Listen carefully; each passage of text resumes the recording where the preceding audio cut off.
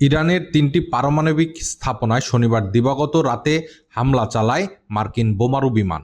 ইরানে যুক্তরাষ্ট্রের হামলায় প্রতিক্রিয়া প্রকাশ করেছে জাতিসংঘ। জাতিসংঘের মহাসচিব অ্যান্তোনিও গুতেরেস সামাজিক মাধ্যম এক্সে এক পোস্টে এই হামলাকে চলমান সংঘাতের তীব্রতর ভয়াবহ বৃদ্ধি হিসেবে উল্লেখ করেছেন। তিনি মন্তব্য করেছে যে এখন সংঘাত নিয়ন্ত্রণের বাইরে চলে যাওয়ার বড় ধরনের ঝুঁকি তৈরি হয়েছে।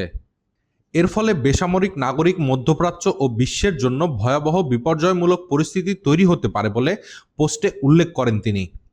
পোস্টে তিনি আরও লেখেন যে এই মুহূর্তে শুধুমাত্র কূটনীতির মাধ্যমে এই সমস্যার সমাধান করে শান্তি প্রতিষ্ঠা সম্ভব।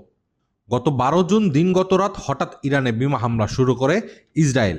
অপারেশন রাইজিং লায়ন নামের এই অভিযানে রাজধানী তেহরান সহ ইরানের বিভিন্ন সামরিক স্থাপনা, পরমাণু গবেষণা কেন্দ্র ও আবাসিক স্থাপনায় হামলা চালায় ইহুদিবাদী সেনারা।